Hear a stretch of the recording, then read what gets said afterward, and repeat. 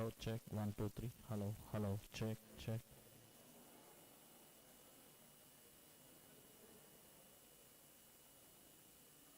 నా హైట్కి సరిపోతుందా?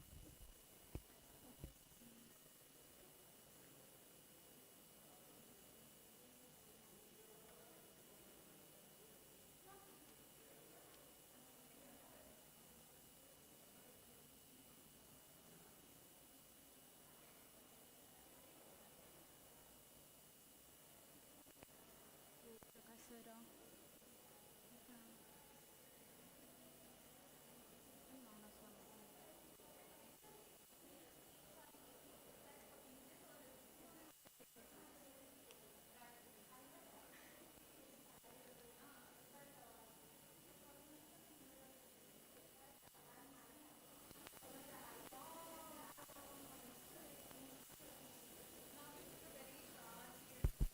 Hello.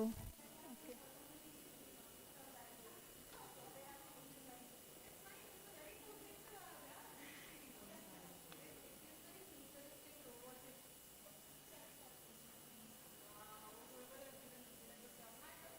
Hi ma'am.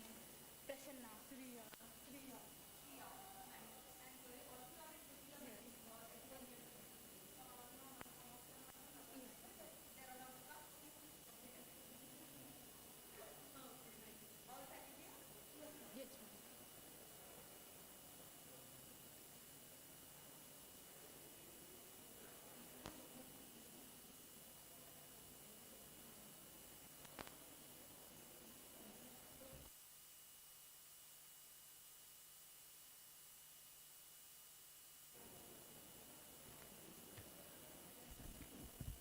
Hello, check. 1, 2, 3. Hello, hello.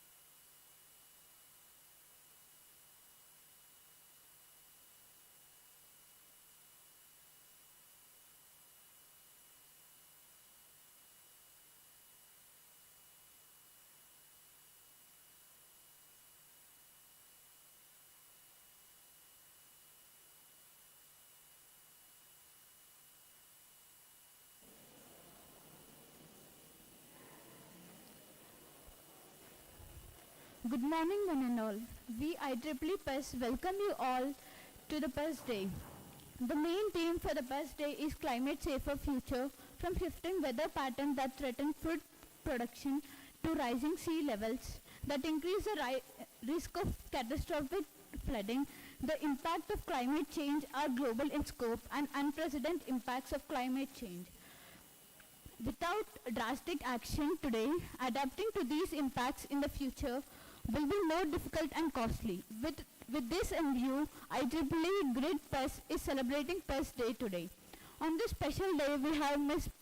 Pratyusha Parakala ma'am, along with Ved Prakash and Mansa ma'am, chevening scholar, TEDx speaker, sustainability ambassador, professionally the lead program manager for sustainability at Dr. Reddy's Laboratories, and personally an active advocate of sustainable living and runs a podcast on environment-related topics, Prana Cafe. The only woman from the state of Telangana and Andhra Pradesh to be the Climate Force Ambassador at the prestigious International Antarctic Expedition 2018. In this regard, Pratyusha ma'am was conferred the Visishta Puraskar Award by the Government of Telangana. She has worked with various NGOs on missions like child rights, education, environmental awareness, and women empowerment. She was a fellow with Teach for India for 2 years, teaching kids from under-resourced communities. She also worked as a radio jockey and used her influence to discuss environment in the garb of entertainment. Through all her roles, she aims to take positive climate and encourage sustainable living. We welcome you, ma'am.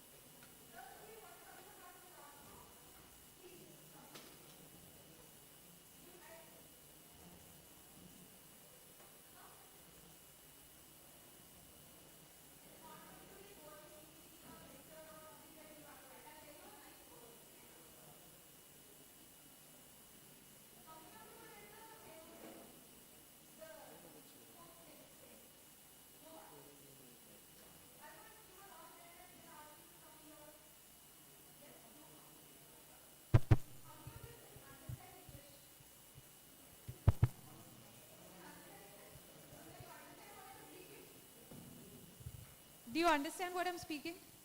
Yeah? So is there a yes or no question, right? Simple yes or no question.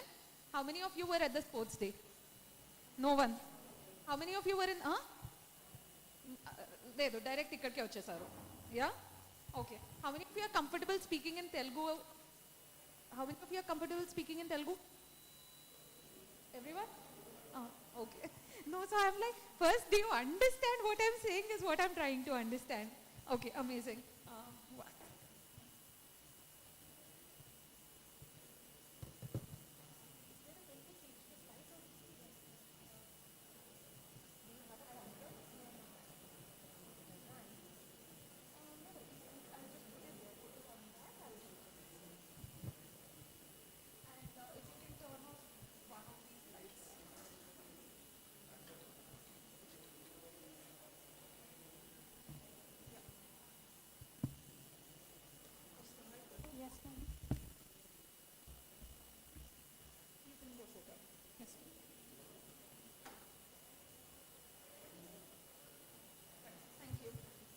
All right. So my name is Pratyusha, and I work with Dr. Reddy's as the Sustainability Program Manager for Sustainability. So we have a lot of factories, a lot of places, and every place on earth, wherever we are living, we need some good air, some good resources, some trees, and good water to drink, good water to use, right? So that is what I try and do. There are some more people joining. Please come and sit down quickly. You know, there is this thing in movie theaters when after the title scene or after the title picture is put on the screen, one or two people will be walking in front of us and it'll be like, "Arey, jaldi se baitho, I want to see what is happening." So that is what is happening. Please settle down quickly. Right. So you see what is there on the poster behind. What is that? The round on your poster. What is that? Is that what is this? Okay, PES is written on it. What is behind PES? Earth. Earth is which shape? What is the shape of Earth? Sphere, circle, something, some goal thing, no? Right.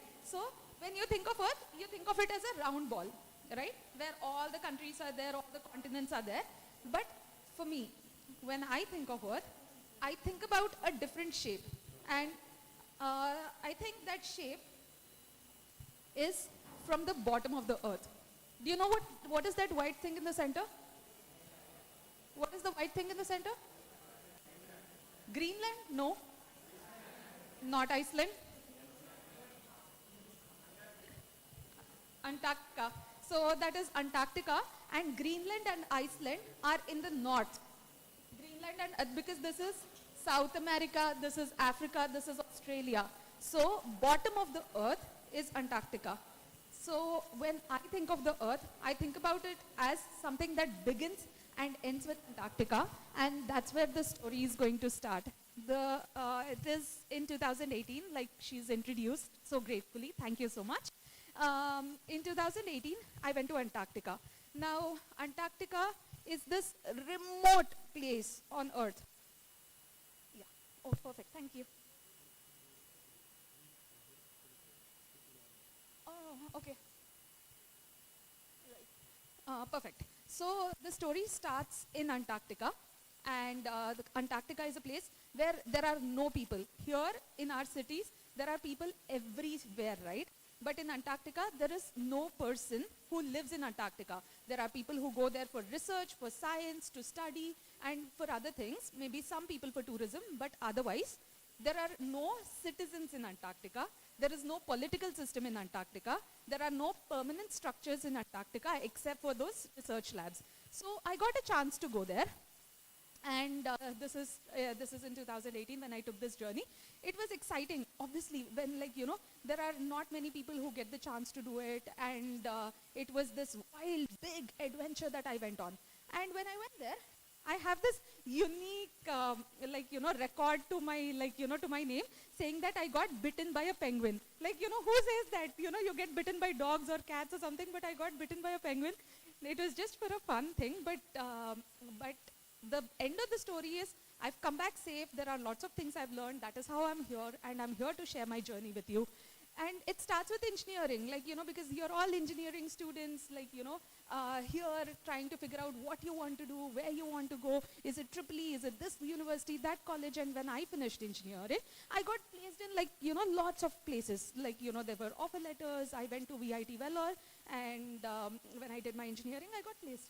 But then I thought, all these places are good, it's great, but where is it that I can have maximum impact? And I found this organization called Teach for India where, where I was trying to understand what is the role that I play, where I can make sure I'm making that difference, where I am saying that I just don't want to be one of the hundreds and thousands of people who are, going around without a purpose. But whatever I'm doing, whatever action I'm taking, will that have a purpose? And as a Teach for India fellow, I got the chance to do that, where I was a teacher teaching students from very difficult, underprivileged backgrounds. But, as a teacher, one of the great things, I'm sure your teachers will agree, where you think, oh, I am a teacher, I know so much, I'm going to go to the class and tell something. But it's not that. I have learned things from my students, where, my students taught me, We have all the luxuries, we are doing fine, but we keep complaining, "Arey, today the food in canteen is not nice. Arey, they brought me away here, they're making me forcibly sitting here and doing a lecture." While we have so many opportunities, we still feel like it's a challenge. But there are students, there are people in the world with real challenges, and still they are trying to find opportunities. They have something called as resilience, which is one of the words that we are using today. Resilience is where, despite your challenges, you want to overcome them and you want to do better. You want to look for that silver lining. There is a proverb that we used to read in childhood, no? Every cloud has a silver lining. So it is about identifying that silver lining. And these students taught me a lot. They said, don't give up on your dreams. They said, don't, even if it is difficult, keep pursuing what you really, really want to do. Now, these students here, my kids, I think their houses won't even be as big as this corner. And still, some of them have got scholarships from around the world. They have traveled more countries than me. They've gone out and done things. So that is the power of being resilient. So what was this? What is it that I was trying to do through my roles and whatever actions I was taking? First is being irreplaceable. So if, like I said, when you walk into a room and you're able to add value, if there are things that you want to develop, skills that you want to develop, that make you stand out and say, okay, if not you, there'll be 10,000 other people doing it. No. What is that unique value that you would be adding to anything that you do? It can be a small thing, it can be a big thing, but what is it? Being irreplaceable. But sometimes, even a water bottle is also irreplaceable. But there is a little more added thing to it. It is being impactful. So when you take an action, what is it? What is the impact that you're having in the world? Who are the people around you? Your sphere of influence, right? Have you heard this word, sphere of influence?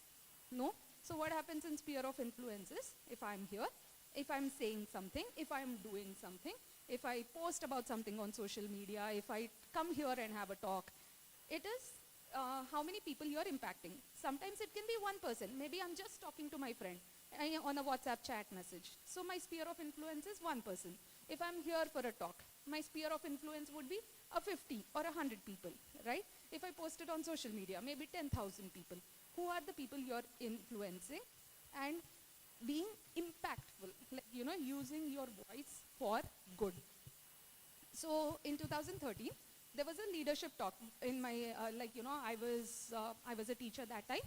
And in 2013, there was a leadership talk just like this one. And there was this person, his name is Sir Robert Swan. And who is he? Why is he so great? He happened to be the first person in the whole world, the first person who walked to the North Pole. He walked to the South Pole. He didn't take some fancy car or helicopter or anything. He walked. And why did he do this walk? Is he crazy? No. He was trying to understand what is the impact of climate change, because he's a climate activist, and the North Pole and the South Pole, the two ends of the earth, it has a very fragile ecosystem. That means anything happening in those two places will affect the whole earth. So he was trying to understand firsthand, see what is happening and do something about it. So when he went and he came for a leadership talk like this, I was so overwhelmed. I'm like, is this even real? What is happening? How can I do something about it? This is such a big incident, and even in terms of adventure, even in terms of learning, both the things, I was completely mesmerized. And then I said, okay, if he can do it, if there is another person who's living and existing, he can do it, I want to do it too. And I said, I want to go to Antarctica. I want to see what's happening. So I did the same thing. But when I told you about having a purpose, right? 2013 is when the leadership talk happened. In 2013, I was still too young. I didn't know why am I going to Antarctica. Is it just to have fun and click nice pictures and post on Instagram? No, that is not why I wanted to go. I wanted to have a purpose. So from 2013 till 2018, for 5 years, I was thinking, why do I want to go to Antarctica? Is there something nice there? Is it just exciting? Is it, can I add value to some people? Or what is it that I can do? So for 5 years, I tried and figured that out, and it led to this. I actually carried a picture of my kids to Antarctica. There was a little photo, and because they reminded me that not to give up on my dreams, to keep finding your purpose and passion. And Antarctica happens to be the coldest, driest, windiest place on Earth. The temperature is -40, -50, I don't know. It is like, it's open to the nature. There is nothing that can help you or rescue you. It is just you and nature. So that is what I was trying to understand. And I also wanted to do this. Like, it's such a moment of pride, right? Where you're able to hoist your Indian flag on an international platform. And that is something, when I see Olympics or something, and you see the country that is winning the gold medal, what happens in sports? In sports, what happens when a national anthem, their national flag is held up a little higher and their national anthem is played, right? So that always gave me so much of pride, like, to represent my country. So that is what I was trying to do. And why go to Antarctica? Like I said, it's the last uninhabited wilderness on Earth, and it has the maximum impact of climate change. So what happens is, Antarctica, like I said, is a two-way system. I'll show you. So when, this is the globe, anything happening in the rest of the world has an impact on Antarctica, right? And anything happening in Antarctica has an impact on the rest of the world. There is a picture for that, I'll show it to you, but that is the place which has maximum impact, and what you see is what you believe. Now, say there are floods in, say, Uttarakhand, right? What do you see that in the news? Yeah, sometime back there was floods in Uttarakhand. And recently, there were, say, wildfires in California. Have you heard of that news? Wildfires in Australia, wildfires here, or there is a tsunami there. You hear these things in the news, some climate-related things. What do? We see, okay, scroll, next news, next news. It takes you 1 second to forget it and think about the next thing. But when you actually experience something, like, maybe ask your parents or grandparents if they have experienced, maybe there was a crop failure, maybe there was a very big flood. They will tell you so much about it. They are still thinking about it. They are connected to it. Why does that happen? Because if you think it affects you personally, you will want to do something about it. So when I went to Antarctica, that is what I felt. We read about glaciers melting, right? And snow caps melting, sea level rising. These are the things you hear when you hear about climate change. But and then you forget about it in 1 or 2 minutes until the next news comes up. But when you experience something like that, when it is your personal loss or a personal failure or a personal learning, that is something that will stay with you for a very, very, very long time. And not just stay with you, but you want to do something about it, right? So that is what happened when I went to Antarctica. And it was so beautiful. It was unbelievably beautiful. Like, big glaciers and icebergs and lots of wildlife. And just for a matter of perspective, like, that is the ship I was on. This is a route that we take from South America. And it is some of the roughest oceans in the world. The Atlantic Ocean and the Pacific Ocean meet, and they make these huge waves. For 2 days, you can't eat anything also, because you're like literally like being on a roller coaster ride for 2 days. The ocean is just going in all sorts of waves, and it is crazy. So, but after that, it is almost like having a rite of passage. It's like saying, after you do this, after you, like, if you survive this crazy ride, is when you get to see all these beautiful, like, pristine, untouched wilderness. And we saw lots of icebergs, lots of colors, lots of shapes. It was beautiful. And of course, there was a lot of wildlife. Do you think Antarctica has polar bears? Yeah? Where are polar bears? Where do you see polar bears? One, I can't hear. Whenever I ask a question, I hear some murmur, and that's it. I'm not able to hear the answers. Where are polar bears? Zoo park. Unfortunately, yes. Like, when I went to, I'll come back to the YouTube, guys. Give me a second. When I went, I think I was in Dubai or something, and I went to a zoo park, and they actually have polar bears, which is crazy. It is like in Hyderabad, some people have huskies. It is not meant for this weather. polar bears with their fur or huskies with their fur, they are not meant to be in hotter climates. But because, oh, I have money, oh, I'm so awesome, I'm so, like, I'm so influential that I can bring it and put it in my house, we're not doing them any service. We are actually troubling those animals. So polar bears in zoos is true, but in natural habitat, where are polar bears? Cold places. In cold places. Which cold place? Russia, yes. So polar bears are in the north, okay? Polar bears are not in Antarctica. This is just a fact. You should know it. Polar bears are in the north, and penguins are usually in the south, okay? So we saw lots of penguins and seals. They were just so beautifully lying in the icebergs, enjoying the sun whenever it comes out. And remember that perspective I showed you, that, a huge iceberg and a small ship. When we saw whales in their natural habitat, not in SeaWorld, not in a small aquarium, but in their natural habitat, I'll tell you what this is. A ship cannot go till the land, right? We get down from the ship and then climb into this small rubber floating thing, right? You see this here. I was in the ship, that is why this picture is here. Not ship, this small little floating thing. And this is how you get down from the ship and go to the land, to Antarctica, to the mainland of Antarctica. There, a whale, it just came out of the ocean, and it's called breaching. What is breaching? When a whale comes out of the water to breathe air, they keep doing that. Every few minutes, a whale breaches onto the surface and then goes back into the water. Now, being there, there's no 911 or 100 or emergency number you can call. There's no one who's going to come and rescue you. You can't call up and say, "Mummy, whale aa gaya." You can't do that, right? That is when you start trusting nature and you say, if you respect Mother Nature, you will be taken care of. Because that is not a place where any emergency can protect you, right? But still, I felt safe, very, very, very safe being there, only because we were respectful.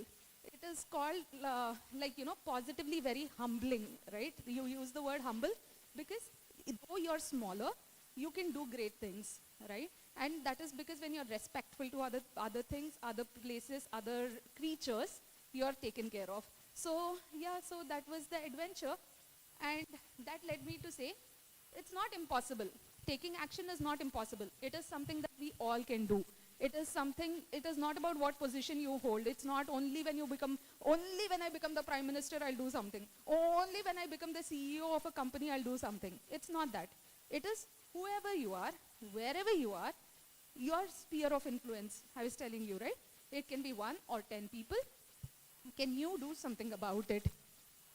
And so to go on this expedition to Antarctica, I had to raise funds, okay? It costed about 16 lakhs or something. And this was in 2018. And even in 2018, I'm not talking about 20 years ago, I'm talking about just 5 years ago, when I said, I went to companies, I was telling them climate change, this, that, please give me some money, please support my expedition. There were big organizations who were like, "Madam, if you are dying of some big disease or something, we will give you money because it will look good for our PR. It is good to, as a marketing thing, as an advertising thing. Climate change kya hota hai? We don't know climate change. It's okay. No one cares about climate change." This is the answer I got from so many people in so many positions of power. Because climate change is not something that we understand. Here everyone is comfortable. Are you here comfortably sitting? You feel all right? Yeah? And if I say, let's do this session, not today, not in today's weather. Today's weather is really, really nice.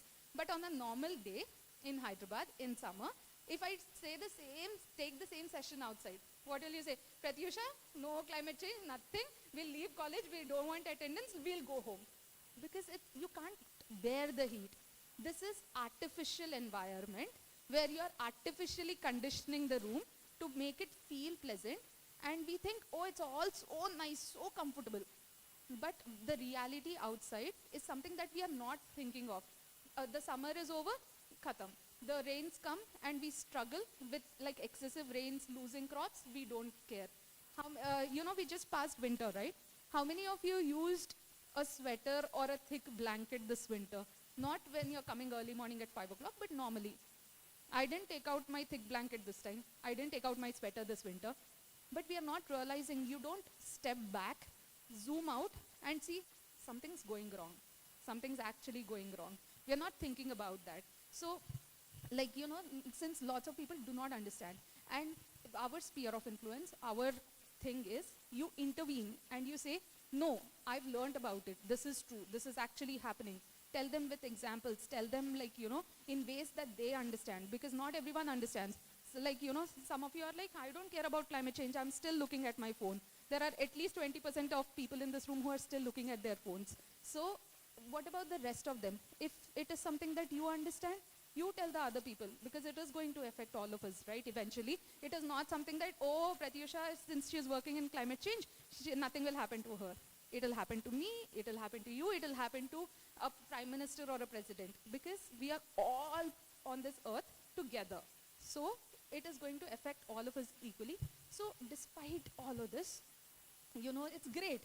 Like, you know, there were so many places, so many people who said, oh, Pratyusha is doing such a great thing. Wow, wow, wow. Like, you know, I've been called to places. I've been a TEDx speaker. I've been given the award by the Telangana state government. But what does that all add up to is this. Because when we talk about these glaciers melting that we've been mentioning, Gayatri, why don't you sit down? Like, you know, these things, these patches, you see that all of these things are melting. And why are they melting? Like, you know, they say it is because of heat, it is because of pollution. Now, when they say heat and pollution, there is no one in Antarctica, there are no people in Antarctica, there are no factories in Antarctica, there are no cars in Antarctica. Then why is it that glaciers are melting there? That's a question that you should think of. And that is where I was telling you about Earth, right? It acts as a funnel, like, you know, think of it as a funnel or whatever, where all the air circulating the Earth, all the atmosphere around the Earth, it channels down and it settles at the bottom of the Earth. That is why a ozone hole was formed on Antarctica. So the ozone hole happened because of all the dust, the particulate matter and everything else from the rest of the countries settling down to Antarctica. And Antarctica is very far off. How does it matter? मेरे को तो कोई फर्क नहीं पड़ता. నేను ఇక్కడ మంచిగా ఉన్నాను. Yeah. So what happens is the same thing. Where something happens in Antarctica, if there is a glacier melting, if there is a sea level rise, everyone in the rest of the world will be affected by that system. And then, but so when we are talking about preserving our country, our places and all of that, and when there are no people in Antarctica, we saw all this trash. After seeing all the beautiful glaciers and wildlife and all of that, then we started seeing this on some parts of Antarctica. There is, like, you know, broken buildings, there was trash, because for a long time, this was unregulated. That means lots of countries, what they used to do, come, throw their trash there. What do we do when we see a khali plot next to our house? We will take our kachra bags and throw it there. Abba, 20 rupees I saved today, I'm not giving it to the person who's coming to collect our garbage, right? So similarly, the countries also were doing that, where they would, because there's no regulation on Antarctica. Now there is, thankfully. But before, there wasn't, and people used to throw trash. And then I saw this. Do you know what this is? Can you take a guess? I'm sorry? Igloo? No. Any guesses? What is this? You can take a guess. There are no wrong answers. I mean, there are all wrong answers, but you can try. Anyone at the back? Huh? Chimneys? Close? Huh? I'm sorry? Not a power plant. I'm sorry? Exhaust, chimney, no. So close, but almost. These are huge tanks. You know what those tanks were? They are abandoned now, but these tanks were used many decades ago. They were used to store whale oil. You know what whale oil is? How does whale oil come? When you kill whales, take the whale fat and make whale oil. Imagine it was so beautiful when I saw all the whales living and like surviving and all of that. But many, many years ago, whales used to be killed. They used to be used for fuel and all of that. Then we moved to fossil fuels. But in these remote places, whale oil was also used. But thankfully, right now we have policies, we have interventions, we have, say, the International Whaling Commission. Girls, please. Yeah, there is International Whaling Commission, which says you cannot kill whales. So all the countries in the world who signed it, they said, okay, we are not going to kill whales, and the whales population grew. So which is a good thing, right? It is great. But again, this is where you say individual responsibility matters, because when we heard that, now you cannot kill whales, we were all so happy, all the whales live. But countries, they find loopholes. They say, okay, we can go kill whales only for research purposes, only for research. Why do you need 333 whales for research? Maybe you'll need one whale for research, two. So countries can do that as well.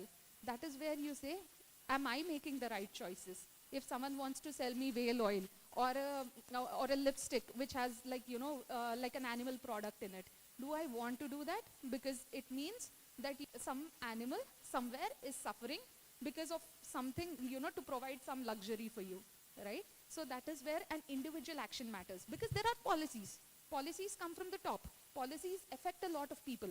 Policies are great. But at the same time, even individual actions, individual choices matter. And that is where we come with sustainable interventions. We say that it's not enough that, there is just a policy. What is it that we can do? How is it that we can contribute? And one of the things that we are doing is the Sustainability Ambassador Program. This is something that we run at Dr. Reddy's. And what does the Sustainability Ambassador Program do? There are 6 thematic areas where we talk about how individuals, employees can participate as a women safety ambassador. What does women safety ambassador do? Someone who works with women, works with their self-defense, works with how their rights can be. Similarly, a road safety ambassador. How many of you have come here on the road, by road? All of you? How I'm not Balakrishna to jump in a parachute into the university, no? Okay, all of you have come by road. So, road safety is a very important thing. Even if you are driving very, very carefully because of everyone around you, it might be tricky. So you need to understand how to keep yourself safe. That's what the road safety ambassadors do. Similarly, energy ambassadors in our organization, they work on energy efficiency, renewable energy, and something like Sir was saying that 80% of this campus is run through solar, and you have solar on your rooftops, which is very, very new and like unheard of for me, that a university taking their own initiative and doing it, right? Similarly, that's what we at Dr. Reddy's are also planning to do. And then health ambassadors, because good health is important for every single one, so that we function properly, our brains are good, our body is good, we think right, we make better decisions. And then the water management program, because water is one of the most precious resources. How can we take it properly, use it properly, replenish it, and not waste it, not waste a single drop of water. And the waste management ambassador program, where we are talking about how do you minimize your consumption, how do you reuse, how do you reduce, because waste is something that starts from the day you are born, right? From your first, maybe they put a sticker that you're so and so's child, and from your first diaper till the last second that you live on earth, you're generating waste. How many of you brushed this morning? Brushing? What, Pratyusha, we don't come without brushing. But, I mean, maybe during COVID, see, some of you are wearing masks, right? So you don't need to brush. Yeah. I'm not saying you didn't brush. Maybe you brushed, but it's not required, right? Okay, so simple question. When you brush, like how often do you change your toothbrush? Once in 2-3 months? How often do you change your toothbrush? 3 months? 2 months? 1 month? Okay. Let's say like least, minimum 3 months. Last. Some people change it in 1 month or 2 months also. 3 months. So in a year, how many toothbrushes? 4. Let's say average age is 20 years. Right? Here in this room, average age is 20 years. Now 20 into 4 toothbrushes. How much is that 20 into 4 is? 80. So one person, all of you, 80 toothbrushes till now. Now imagine in your house there are elders also, right? 50, 60-year-old, 70, your grandparents. Now all of that put together, maybe around 500 toothbrushes in your house till now, till date. Now for a plastic toothbrush to be dissolved or to go away, it is not biodegradable. It takes about 450 years. 450 years. Now, the combined age of you, your parents, your grandparents is not 450 years. Maybe it will be 200 years. But still, another 200 years. That means even your future generations also come. Your grandmother, when she was a baby, from her first toothbrush, is still lying on earth. Now, there are 8 billion people on earth, which is the most recent record. Yes, we are 8 billion population. Now, it was 7. We recently broke the record. We also broke the record to become the #1 populated country in the world. We beat China. Now, we don't have any some avatar-like planet somewhere where we can all run away, right? We all still have to be on Earth. And our garbage also is still lying on Earth. Now, think about your 500 toothbrushes, right? 500 into 8 billion. What is that number? You know, some really big number. Now, this is your first activity in the day. Toothbrush is the first activity. Clothes, things that you use, your shoes. At least there are 8 billion footwear just lying on earth because these things don't decompose, right? Your shoes don't decompose. So when we are creating so much waste, should we be more conscious or we say, aaj to kachra wala aa gaya, leke gaya, ayipindi, ma illu chaala clean undi, right? That is what we think. But imagine if the person who's coming to pick the garbage from your house, they do not come for 2-3 days. What will happen? It will start stinking, everything will start becoming messy, right? So that is why you need the waste management ambassador program, where the ambassadors, we have 2 ambassadors with us here today, Ved Prakash and Mansa Balakrishnan, and they create awareness. They talk about innovation, how can we do better things, smarter things. And saying that my waste is my responsibility, not someone else's, my responsibility. Thinking circular, where you're saying, right now we have a linear economy. Linear economy is where you buy, you use, you throw away. But in circular economy, you buy, you use, and instead of throwing it away, you say, what else can I make with it? What else can I do with it? That is what circular economy is, where we are focusing on people, where we are also focusing on the planet. And do you know about UN SDGs? Have you ever heard of Sustainable Development Goals? We'll talk about that maybe in a future session, but Sustainability Development Goals are given by United Nations. And United Nations said that, there are some goals which is good to have for everyone in the world. And there are 17 of those goals. In that, goal number 12 is responsible consumption and production, where you're saying whatever you're producing, using, we'll use it responsibly. And this is where I want to, ask, who wants to go first? Ved. Yeah. Do you want to introduce yourself? Hi. Good morning, all. Myself, Ved Prakash. I'm a chemical engineer. Way before 3 years, I was that place, sitting and listening. I didn't get the... Am I audible now? Yeah. I didn't get this opportunity of, getting this awareness sessions when I was at this point of time, when you are now. So this is my good opportunity, I would rather say, to give you this awareness session on waste management. I would take you through how you need to manage your waste, how your daily waste to be managed, right? So, so here in Dr. Reddy's, we create these awareness sessions for our employees, and also the same thing we are going to, keep on fence. We are trying to create the same awareness for you guys to implement. So now let's talk about waste. Can anyone say what is waste according to you guys? Daily you see. Can anyone quickly, what is waste? No, Anyone, yeah. What is waste? Yeah, anyone, quickly. What exactly is waste? Okay, okay, I'll go forward. It's tangible. I mean, you can see it, right? You can smell, you can touch waste, right? It's present everywhere, omnipresent. Where it should not be present. Like as she said, Antarctica, we go there, dump waste, right? It should not be present where it should be. And it's measurable, right? You can measure waste.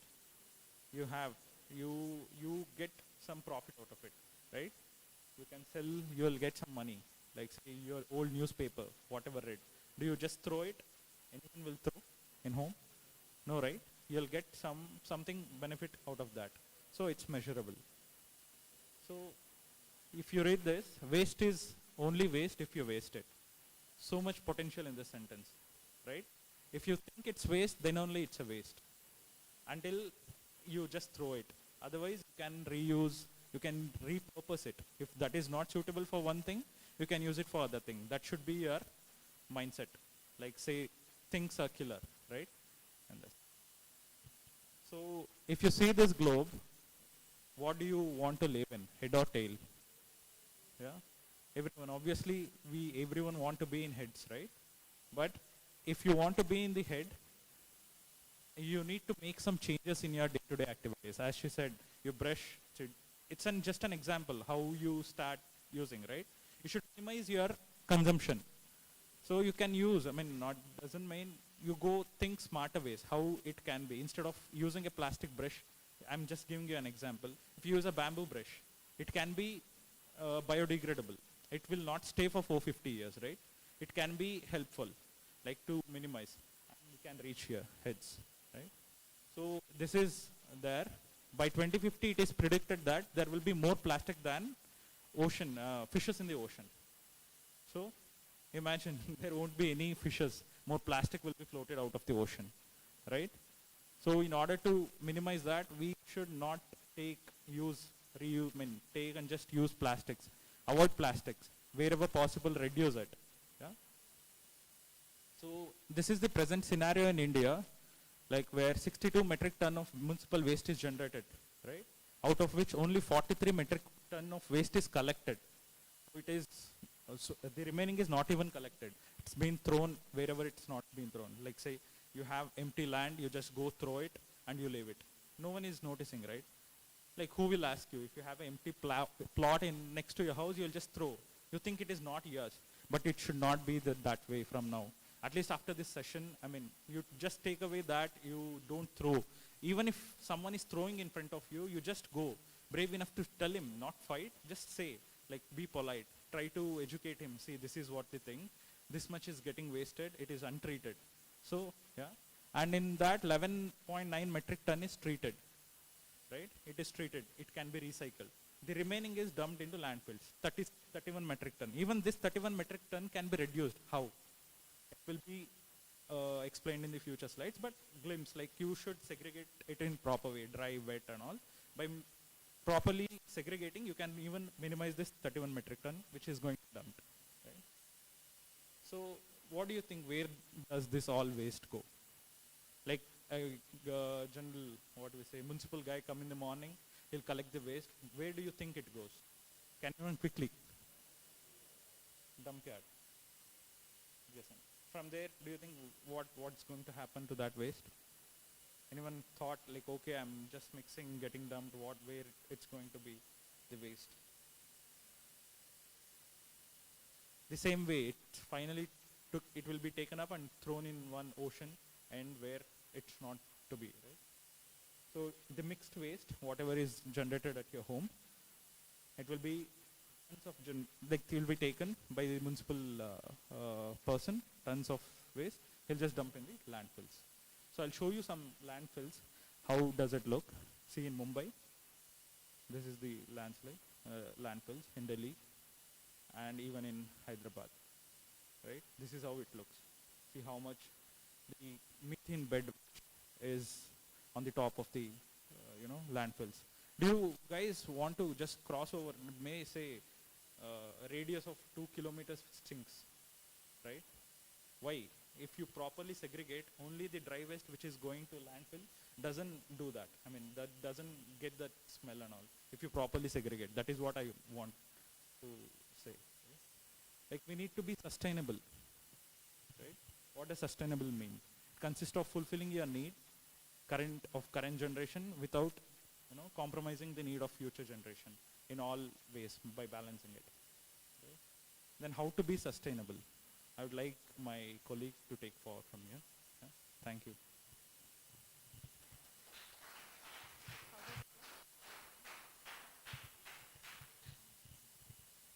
So, hi everyone. I'm Mansa, currently working in Dr. Reddy's. Just 1.5 years back I was there. I never expected this would be happening. So yeah, thank you for that first of all. So, Pratyusha talked about how waste is dumped even in Antarctica. We talked about where it goes and all of that. I'll be talking about what you can do to reduce the total amount of waste that is produced so that finally this is not just scenario like landfills and we can have a better earth, because all of you said we want to live in the head part of the earth. Okay? So it basically is, can we make smarter choices and be more responsible? So you go out. So I'll be talking about those smarter choices that you can make. Okay? So to have a better planet. Okay, so you go, now you have phones, you order stuff, Amazon Pay, Myntra Pay. You don't even need half of those stuff. Uske paas hai, mujhe bhi chahiye. It looks good, I also want it. So next time you buy something, just ask few questions to yourself. Whether you actually need that product. If you say, yes, I need the product, then you can buy it. If you say, I don't need the product, but I just want it. So next question you ask yourself is, do you really, really love the product? If the answer is no, you don't need it, you don't want it, then why buy the product? But if you say, yes, I really love the product, though I don't need it, you can think whether in the future, if I'll be using that product for at least 30 times. You buy one dress for one occasion, you never use it after the occasion, right? That is not how it works. So you think, will I use the product 30 times at least? Then if you say yes, then you buy the product. Otherwise, don't buy the product. So that is the amount of waste that you're producing by unnecessarily buying stuff, right? The other choices that you can make, now you are here. I don't know, in the washrooms and all, you have tissue papers. You keep using every day. Each person uses 5 tissues a day also. The amount of waste that is produced is so much, right? What you can do, you can have an alternative. You can use a handkerchief. So I learned it from Pratyusha. Even we didn't think of it, it has such a big impact. But now I have a handkerchief in my bag. You go out, you buy something, you take a plastic bag. Don't do it. Have a bag. You all have bags. You can have a small bag in your bag. You can have a bottle. You don't have to use bottles, plastic bottles. You have all these small things that you can do within yourselves to, reduce the total amount of waste that is being produced. So those are the smarter choices. You can think next time you buy stuff, think about it and then take the decision. So this is just a hierarchy. So this is just a representation. The goal is to go up the pyramid, right? You have things, so use whatever you have. Now just because I told you just go to the market and buy new stuff to, say that I will reuse, recycle, no. Use whatever you already have. If you don't have, you can actually borrow. You can swap with others who have it, use it, give it back. Or you can buy second-hand products, used products, all of that. If you say all choices are gone, I don't have it, people don't have it, then that final step is when you buy the product. So that is how it should go, usually. So think about it next time when you buy stuff, right? So some tips that you can follow in your day-to-day life is you can, of course, reduce the total amount of waste that you produce by using alternatives. Stapler pins you use in college, use clips instead of stapler pins. You take unnecessary printouts in college, stop doing that. You have one-sided printed paper, use the other side for something else, rough work, all of that. That is how you totally reduce, use alternatives, reduce, reuse whatever you already have, optimize whatever you have. Like you all have personal vehicles, get your friend, or first public transport. If you can't, then take another friend, or you have a car, 4 people come together. That is how you see how you can reduce the total amount of waste that is being produced. And of course, green up. Everyone, you have a small plant at home, you plant a tree. That is how you make the earth a better place to live for, right? So we'll actually be talking about different types of waste, how you can segregate waste and what happens to the waste. So firstly, be aware of what is waste, how you can reduce it. Tell it to more people. You go to your society, you tell your friends, I'm telling you, I learned it from someone else. That is how you spread the awareness and reduce the total amount and be conscious of what you're doing. Try to use whatever is recyclable. Our majority products should be recyclable, biodegradable, so that the final waste that cannot be recycled, nothing can be done with that waste, goes into the landfill or wherever it goes, right? So I think we all know the 2-bin approach system, right? What are the colors of bin, what goes in each bin? Can any one of you? Sorry? Yeah, that is the most common. We have a green bin and a blue bin. The green bin is for the wet waste, the kitchen waste, all of that. The blue bin is the dry waste. That is your plastic, cardboard, whatever that goes in. Okay? So this is the most common form of segregation, and it happens in residences where there is minimal waste, right? The most sustainable form is actually the 3-bin system. Okay? So we have a wet waste which can be composted. We have another in which we can have products which can be recycled and those which cannot be recycled. So if you don't separate wet waste from the dry waste, you can't compost. Similarly, if you don't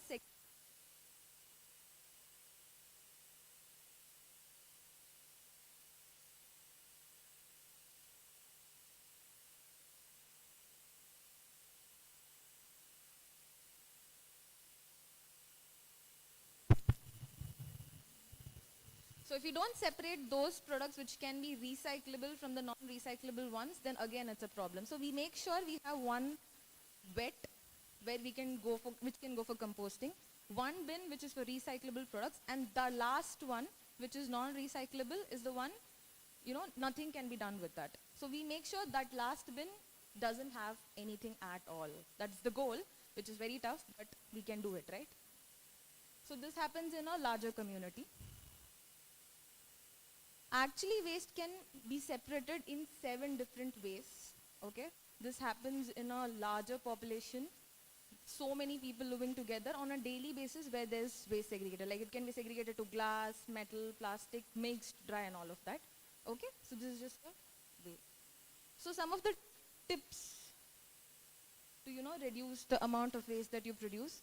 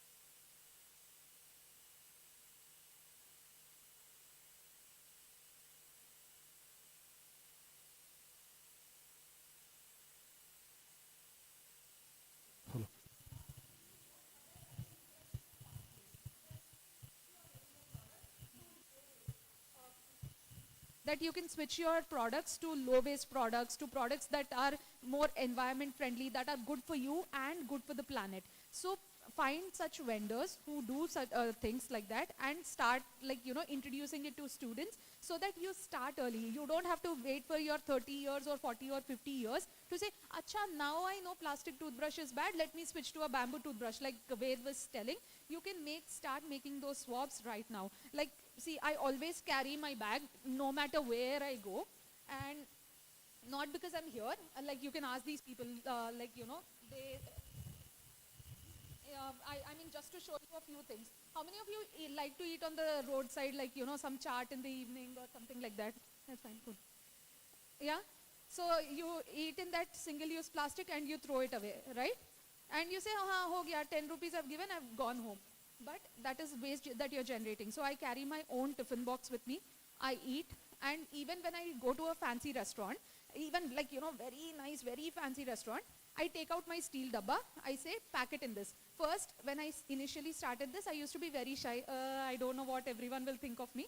But now, I actually stand up and say, I want it in this, because I want everyone to think about me. I want everyone to think, Arey, who's that girl? Why is she bringing steel dabba to a nice restaurant and asking me to pack it in that? Because ultimately, like I said, it is something that affects all of us. Like, I carry my own cutlery with me. Like, I have my spoon and fork and all these things. I was traveling also. Yesterday, I was traveling. I came back.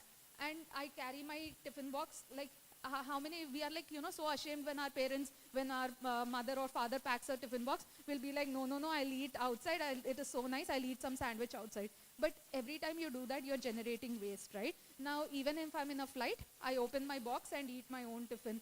Like, I carry my own water bottle. I carry my own, bag. Where's the bag?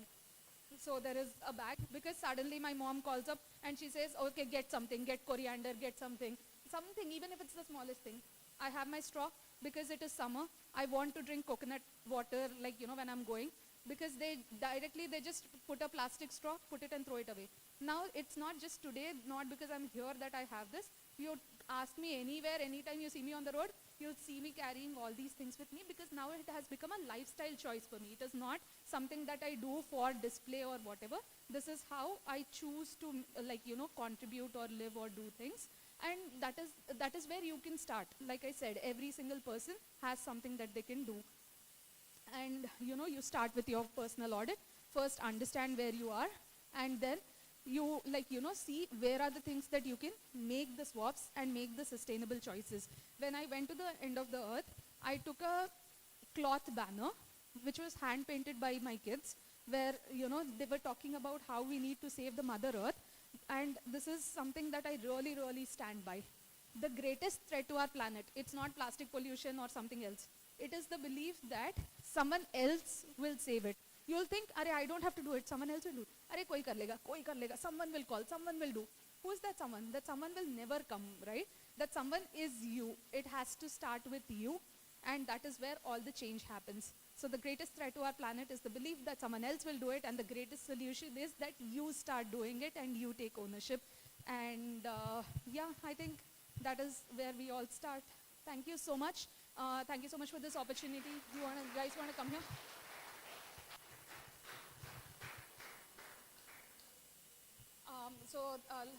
That's Mansa and that is Ved. Both of them my colleagues who are very passionate about waste management as well. Thank you all so much. Thank you, sir, for giving us this opportunity to come here and interact with the students. Thank you so much, Gayatri, for coordinating the event for us. It was really lovely talking to all of you. I hope there was some learning that you have. And if you have any questions for the next couple of minutes, we can take any questions that you have. If you want some ideas, Pratyusha, this is something that we are thinking of. You can even mail me, message me, or if you want to ask something now, we are open. Any questions, anyone? Questions, concerns? All good? Everything's fine? You should be able to stand up and speak up. Don't be one of the 500 people sitting in the room. You always have to stand out and make your voice heard, make your actions heard. It doesn't just mean that you talk, but even if it is a change, start doing it, okay? Stand out. That is my biggest message. Thank you.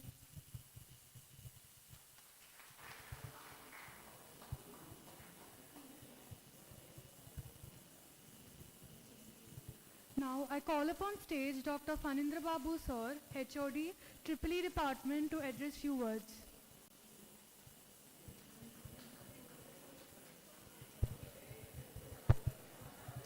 Yeah, thank you Pratyusha ma'am and Manasa and Veda. Actually, this is a different lecture because they always in the classes they talk about electric vehicles and power electronics, all these things. But it's an entirely different lecture actually. Thank you for motivating all the students to use, ban all these things and then try to use the eco-friendly products. Please give them a big round of applause for motivating us towards the sustainability. Generally, we used to always talk about electric vehicles in our classes, in our lectures actually. This is a completely different lecture. Thank you all the three for motivating all the students and even our faculty. Thank you, ma'am.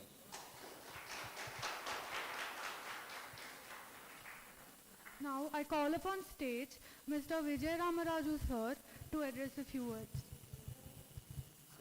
First of all, would like to thank Pratyusha ma'am and Manasa and Ved Prakash for coming over here and joining us to celebrate our PES Day.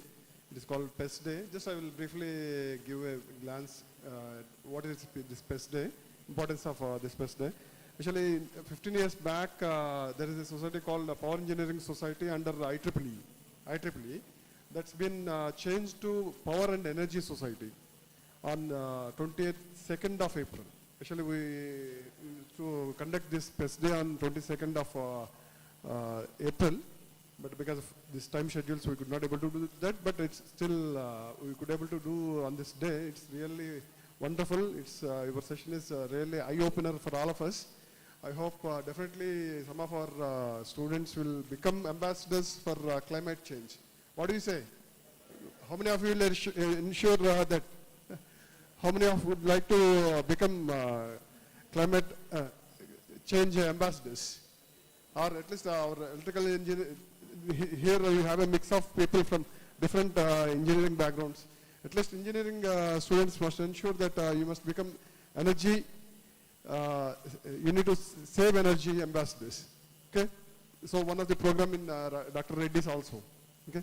As part of that, we have been able to establish that 413 kilowatt solar system. Okay? So we are having different initiatives that we are taking up in college to make it more green and to reduce our carbon footprint. And especially this PES Day is celebrated to educate students or people about this climate change, and even the theme for this year's PES Day is also the same. And we really grateful to you, ma'am, for being here and participating, celebrating this PES Day. Thank you so much. And the person who is behind connecting Dr. Reddy's and GRIT is CA Aruna ma'am. There's a CA Deputy Director in CAI, Telangana. On behalf of GRIT, we would like to thank Aruna ma'am for bridging the gap between the industry and academics. Always she used to support us and always she helps us to reach industry. Thank you. Thank you one and all for joining us. Thank you very much. Thank you, ma'am. Now we call HOD sir to join Vijay Ramaraju sir to facilitate our guests.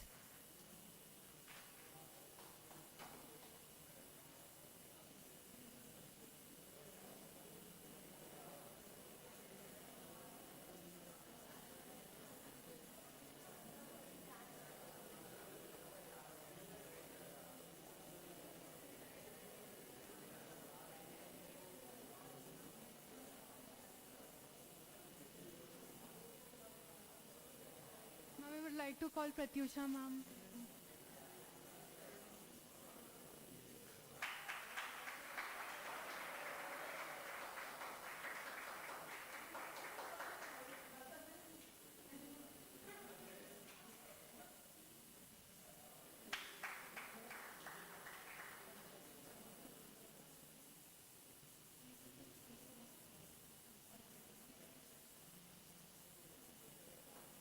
like to call upon Manasa ma'am.